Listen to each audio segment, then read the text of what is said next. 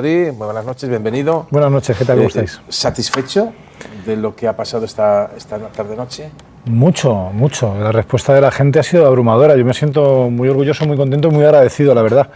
Y creo que evidencia que hay mucha gente en este país que no está dispuesta a bajar los brazos y a dejar el país en manos de un proyecto que claramente responde a los intereses de los de arriba y que ya está diciendo que haría en España lo mismo que está haciendo Donald Trump en Estados Unidos si tiene la ocasión y tiene la mayoría suficiente para hacerlo. Así que haya una respuesta ciudadana en clave democrática de defensa de nuestro estilo de vida, de lo que ha sido España hasta ahora, me parece correctísimo. Yo he interpretado, y te lo quiero preguntar, que tú te gusta también abrir vías de debate y me parece que en la izquierda eso es muy interesante porque a veces la izquierda peca para mí de esclerosis, de rigidez en algunos planteamientos. En dos cuestiones, hemos visto uno de esos testimonios. Uno es el de la caza, porque es muy simbólico que la caza, igual que los toros, por ejemplo, por ponerlos en el mismo pack, se han convertido mucho en digamos, uno de casi de las banderías de la derecha más radical o de la derecha normal y de la ultraderecha. Y tú citas el ejemplo de la caza, yo aborrezco la caza, decías, pero puedo entender que alguien tenga otra visión y que nos unamos en cosas que son los servicios públicos, la sanidad pública, la educación pública, valores que sí ya son transversales a la izquierda. Eso se le ha pasado a la izquierda. La izquierda ha perdido en los últimos años una serie de batallas precisamente por unos principios demasiado rígidos, por ejemplo, la caza de los toros. Son dos cosas en realidad distintas. Creo que, de una parte, necesitamos poner de acuerdo a mucha gente distinta en algunas cuestiones comunes. Gente que no vamos a estar de acuerdo en todo, seguramente, pero que sí vamos a estar de acuerdo en que necesitamos mayor justicia, mayor igualdad, mayor libertad, mayor seguridad en nuestro país, ¿no? Y yo quiero contar con toda esa gente. De hecho, cada vez que pienso en un gran bloque que haya plantado cara a movimientos autoritarios en el pasado, veo un bloque enormemente heterogéneo. Veo gente del campo, veo gente de la ciudad, veo gente de rentas altas, veo gente de rentas bajas. Eran bloques populares muy amplios. Yo quiero recordar que a Lorca lo asesinan junto a dos banderilleros de la CNT. Sí, eran banderilleros. El teatro del teatro que hay en el Pozo del Tío Raimundo lo pagó Ignacio Sánchez Mejías, que era un torero. Pues oiga, yo no tengo nada que ver con esa persona en cuanto a su afición a los toros. No creo que tenga que tener una financiación pública al maltrato animal. Pero yo quiero contar con esas personas, porque tenemos muchísimas cosas en común. Y creo que eso es importante. Y creo que hay que diversificar los mensajes y hay que llegar también a la gente del campo, que por ejemplo ve caer la producción, el precio de su producción, porque las grandes cadenas de alimentación se están quedando con el dinero por el camino. No quiero entregarles a gente a Vox, ¿no? ¿El campo ha caído más? ¿La izquierda ha perdido parte del campo? No lo sé, pero la izquierda tiene muchos motivos para tener presencia en el campo. Quienes estamos defendiendo que hacen falta políticas verdes porque los primeros perjudicados por el cambio climático es la gente del campo, porque se arruinan las cosechas, porque la sequía extrema o las grandes inundaciones destrozan la economía de las zonas rurales, es la izquierda. Y tiene que entrar ahí sin complejo de ningún tipo. Quienes están precisamente diciendo que sobran las políticas verdes son los que defienden los intereses de los que más contaminan y de los que más tienen. Luego, si la gente del campo tiene que pedirle explicaciones a alguien, se las tiene que pedir a Vox. En la seguridad, también hablabas de la seguridad de algunos barrios. Decías, yo he pateado algunos barrios donde sí hay problemas. Es cierto que esto no se puede hacer algo común a todos, pero tampoco nos puede hacer llevar a la izquierda a pensar que cualquier reclamación de seguridad es un argumento de derechas, o que perdemos también ese debate. Claro, España es uno de los países más seguros que existen, pero eso no es óbice para reconocer que en algunos barrios hay problemas de seguridad. Y que hay familias que les da pudor que el niño baje a la calle a determinadas horas porque no están cómodos. Y eso hay que afrontarlo. Lo que pasa es que la izquierda tiene que entrar ahí muy consciente de cuál es el marco que tenemos que desarrollar. ¿Quieres ampliar el marco de la izquierda? Claro. Creo que en este país necesitamos un gran proyecto de izquierda de mayorías, con ambición de victoria, con ambición de ganar. Y eso se construye así. De hecho, creo que lo que ha eclosionado ahora, toda esta constelación que hemos visto de asociaciones tipo Hazte Oír, Profesionales por la Ética, abogados cristianos, que son la palanca que impulsa a Vox, que ha modificado completamente el panorama político español, llevan 20 años incubándose. Yo las primeras pegatinas de Hazte Oír las vi hace 20 años. Por lo tanto, han levantado un proyecto a medio plazo que tiene vocación de mayorías y vocación de gobierno. Y necesitamos poner algo similar delante. El debate sobre el burka, que ha utilizado para muchos de forma, digamos, interesada la derecha o la ultraderecha, pero lo cierto es que lo ha llevado al Congreso, ¿es incómodo para la izquierda? No, lo que pasa es que es absurdo. O sea, en nuestro país el número de personas que usa el burka está en torno al 0%, pero aunque fuera más, ahora mismo yo creo que tiene mucho más sentido discutir de la regulación de los alquileres que de la regulación del burka en España. No veo que haya un problema con el burka en España. Decía Gabriel Rufián, ciencia y método, y no sé si también orden. Orden entiendo que lo utiliza en un significado distinto al que la derecha utiliza el orden, pero la verdad es que utilizaba ciencia, método y orden. El problema es, decía, en todas las provincias, todos juntos, coger 4 o 5 puntos básicos, eliminar los que no coincidamos y unirnos en todas las provincias. Yo no sé si era Sara Santaloya la que decía, os preguntaba después, vale, pero en cada provincia, ¿quién elige? ¿Y cómo se hace ese proceso de quién encabeza en Cádiz, quién encabeza en Pontevedra, quién encabeza en Ciudad Real? Yo creo que hay dos carriles. Hay un carril que tiene que ver con la fórmula con la que la izquierda se presenta a las elecciones. Y ahí están metidas las direcciones de los partidos políticos y tienen todo mi reconocimiento, pero creo que no agota ni de lejos la conversación que necesitamos tener, como digo, para levantar un bloque histórico que sea capaz de frenar la ofensiva reaccionaria. Si me preguntas en concreto por la fórmula con la que yo preferiría concurrir a unas elecciones, creo que tiene que ver con la geometría variable. Hay zonas donde hay fuerzas de izquierda claras que no son indiscutidas. El BNG en Galicia, Más Madrid en Madrid. Ahí no creo que tenga mucho sentido presentar 10 propuestas, es verdad. Y hay otras zonas donde a lo mejor sí tiene sentido que se coaliguen 2 o 3 partidos para optimizar el resultado electoral. ¿Sería una visión asimétrica? O sea, no digo que esto vaya a ser así, pero, por ejemplo, ¿para qué vamos a plantear en Lugo, Coruña, Ourense y Pontevedra candidaturas cuando a la izquierda del PSOE solo está el BNG y encima tiene bastante más representación ahora mismo que el PSOE? ¿Se trataría de ser eso, digamos, buscar las provincias donde se podría, que a lo mejor no tienen por qué ser todas, tienen que ser unas cuantas? Parece que tiene mucho sentido. Y hay otra discusión, por ejemplo, si la derecha llega a conquistar una mayoría suficiente en el Senado, puede cambiar la Constitución. Yo no quiero que Vox cambie la Constitución española. A lo mejor tiene sentido abrir el debate sobre si hay que presentarse en el Senado o negociar con el Partido Socialista o ver cómo se hace. Son negociaciones que están abiertas. El acto de hoy iba de otra cosa. El acto de hoy iba de cómo somos capaces de generar el pulso suficiente, tocar la fibra suficiente para que la gente salga a votar con ganas. ¿Y ahora qué? O sea, habéis puesto, y eso no se os puede negar, habrá gente que está de acuerdo o no, incluso dentro de la izquierda. Pero es innegable que habéis agitado el avispero o habéis agitado el debate de una forma como no se conocía en la izquierda, porque un debate sobre la izquierda clásico es 14 candidaturas por provincia, como decíais, por ejemplo, tú y Gabriel Rufián. Vosotros habéis dado el primer paso. ¿Quiénes y cómo tienen que dar los siguientes pasos? Nuestra idea no era hoy entregarle un kit de soluciones a la izquierda, sino menear el avispero, como decías tú, y contribuir a ensanchar el debate que consideramos necesario. Yo creo que el acto de hoy no es la solución, pero forma parte de la solución, y que quienes tienen que tomar nota, en primer lugar, son las direcciones de los partidos políticos, pero luego toda la sociedad civil ha sido interpelada. Creo que los sindicatos, las asociaciones de estudiantes, las asociaciones de vecinos, tienen que desarrollar un gran debate acerca de cómo puede cada uno de estos espacios contribuir a levantar el bloque democrático del que yo hablaba antes. Escuchando, hoy Gabriel Rufián decía, pues, ¿por qué Compromís no con Esquerra en País Valenciano? Países Valencianos. Entiendo que Más Madrid, que Izquierda Unida, que Sumar, que los comunes, que varias facciones de esta izquierda hayan reaccionado positivamente ante este ofrecimiento. Queda tiempo suficiente. El presidente del Gobierno dice que van a ser en julio del 27. Queda casi año y medio para las próximas elecciones. Tiempo hay. ¿Creen que sin Podemos se pierde bastante fuerza? ¿Y creen que Podemos al final acabará integrándose aquí de una manera o de otra? ¿O ve que está muy distante?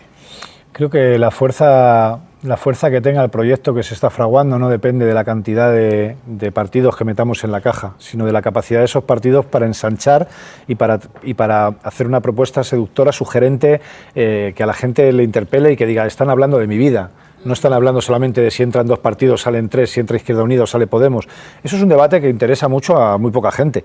A la gente lo que le interesa es que seas capaz de hablarle de por qué crece el precio de la cesta de la compra, de por qué no llega a fin de mes, de por qué nuestros padres vinieron a este país, o sea, a Madrid, por ejemplo, siendo pastores de ovejas, se hicieron albañiles y consiguieron tener con el tiempo un piso y con el poco tiempo otro en la playa y podían viajar. Y sin embargo ahora 2 funcionarios son incapaces de pagar un alquiler, cuando somos la 4ª economía del euro y toda esa riqueza evidentemente necesita ser distribuida de una manera mejor. Ahora enseguida le cedo el turno a Elsa, a Javier, que quiere preguntar algo, explico brevedad, que vamos mal de tiempo, pero entiendo lo que dices, pero para la gente que ahora nos están escuchando, para los votantes de izquierda que puedan pensar en ese proyecto, es muy importante saber si de nuevo más de una papeleta a la izquierda del PSOE puede estropear el producto, y si el que se queda fuera de esa ecuación va a tener más dificultades o ustedes pueden tener las dificultades.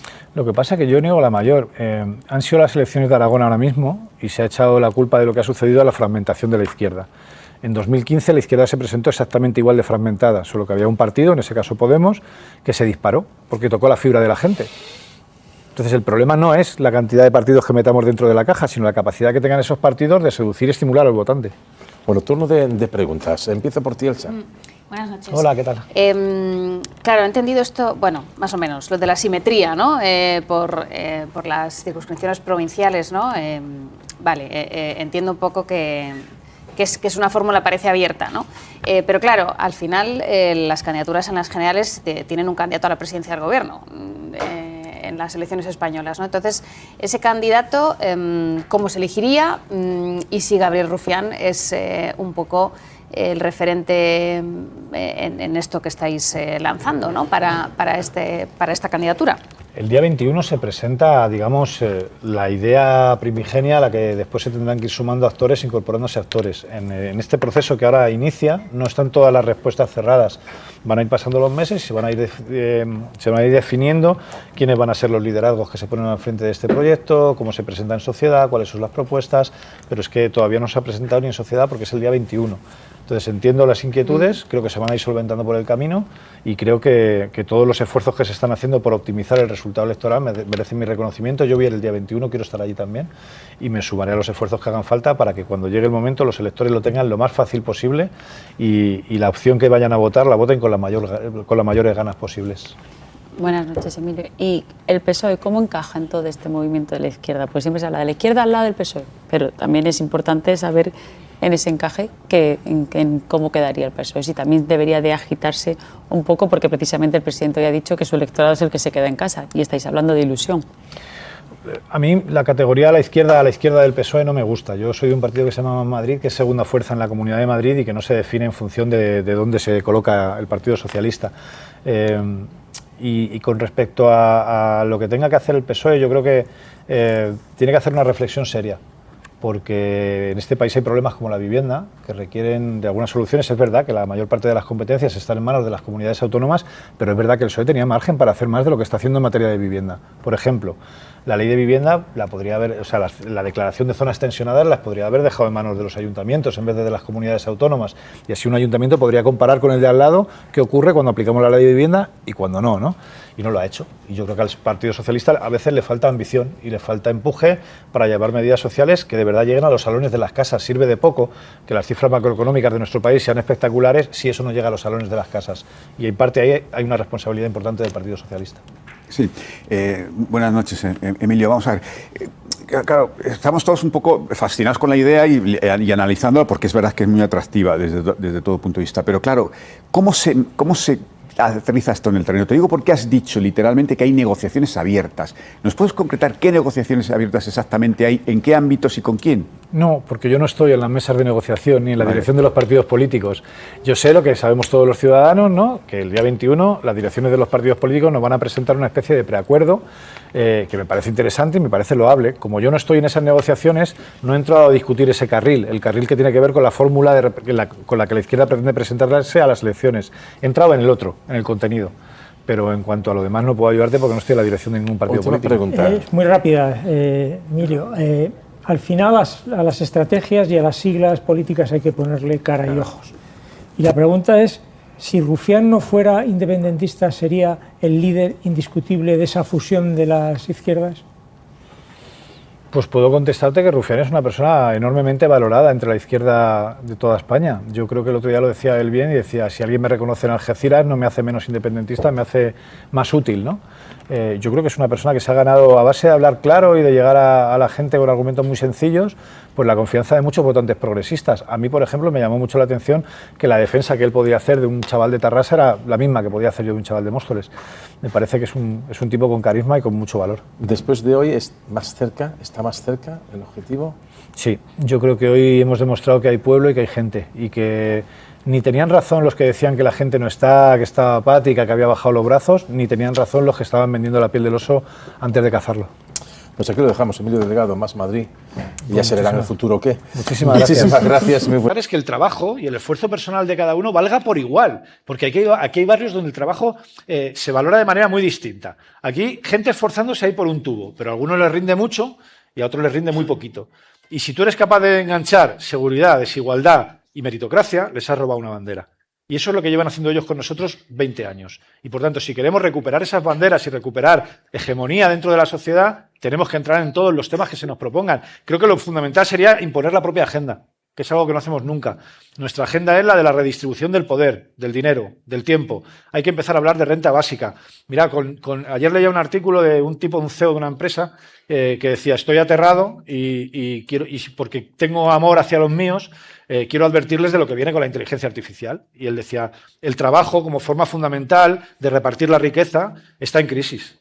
Va a entrar en una crisis brutal, que de hecho creo que tiene mucho que ver con el proyecto político que está representando Vox, el de conducir políticamente un mundo que va a ser mucho más desigual y mucho más injusto si no lo remediamos. Y entonces el tipo este decía, con la robotización, los procesos de automatización, la inteligencia artificial, se van a perder miles y miles de trabajos. Bueno, pues la izquierda ahí tiene que salir a decir algo. Tenemos que plantear el reparto de la riqueza de otra manera. Fiscalidad justa, lucha contra la evasión de capitales, renta básica y ampliar el repertorio de lo que se está haciendo ahora. Porque yo creo que con un poquito más de salario mínimo y un poquito menos de jornada laboral no llega. Con eso no seducimos a nadie. Tenemos que dar un salto cualitativo equivalente al que dieron nuestros padres y madres cuando vinieron aquí en los años 70. Venían del campo, de guardar ovejas y de pronto tenían una casa y sus hijos iban a la escuela y se asfaltaban las calles y había un polideportivo y una biblioteca. Y entonces entonces hubo un salto cualitativo importante. Hay que aspirar a eso. Hay que ir a por un salto cualitativo fundamental. Y eso se hace quitándole dinero a las grandes fortunas y repartiendo la riqueza.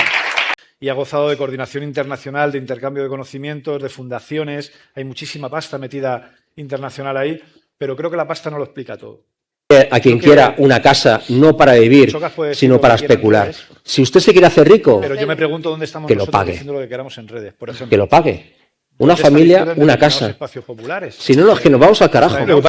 Por ejemplo, el sector del videojuego. Ya factura más que la música y el cine juntos. Te falta Radio María. Total, que... Bueno, esta noche va el hormiguero, ¿no? Propongo es... La nutrición deportiva... Te falta Radio María. Total, que... Bueno, esta noche va el hormiguero, ¿no? La galleta. A ver si no te sueltan una machista. Total, que... Pero también es cierto que hay cierto fracaso. Y dice, uy, aquí hay muchos contenidos de... O sea, nosotros hemos fracasado. La diferencia entre un político y un analista es que el político interviene en la ley de vivienda es un fracaso. Nosotros en esos espacios populares. Intenso y muy interesante. Veo 3 peñas volcadas a la derecha y no veo ni una sola peña de izquierda volcada ahí. O sea, la ley de vivienda determinados espacios es un fracaso. Hace más difícil que al final nuestras razones, las razones de la emancipación humana, sean las razones... Vuelvo a lo concreto. Todo el mundo. Claro que es verdad que el a lo que siempre ha sido. Va a pensar de una determinada manera. Lo único que pido es, que la izquierda, por primera vez en nuestra historia, de hablar todo el día ni en Cuba, ni en Venezuela, ¿no? Que es lo sencillo, o lo fácil. Y en cambio, los que todo el día están con los derechos ser mala gente en la boca, esos sí están operando de manera colectiva. Antes que sepan quién es Mariano Barbacid, hablabas tú de vivienda, es una mierda muchas veces. Que yo era como un hijo de... Entonces, tú igual. Pero también es cierto que hay cierto fracaso. Eso ya no existe. Ahora negocias tú solo con la... Básicamente es, Emilio, otra entrevista. ¿Otra más? Te falta Radio María. Total, que... Bueno, esta noche va el hormiguero, ¿no? La galleta. A ver si no te sueltan una machista. Total, que... grandísimos capitales metiendo pasta ahí y además no haces todo bien, hacer todo bien, pues lo vamos a tener muy complicado. Entonces yo creo que hay que compatibilizar, digamos, el debate a corto plazo, utilitarista, electoral, que hay que afrontar lo que es necesario, que es muy importante, y no le pongo un pero a lo que tú comentabas, con atender a cuestiones que tienen que ver con cómo la izquierda gana capacidad de penetración en la sociedad en la que vive. Porque ellos sí han conseguido que las razones de los que mandan sean las razones mayoritarias. Ahora nos toca a nosotros conseguir que las razones de quienes planteamos un bien común sean las razones mayoritarias.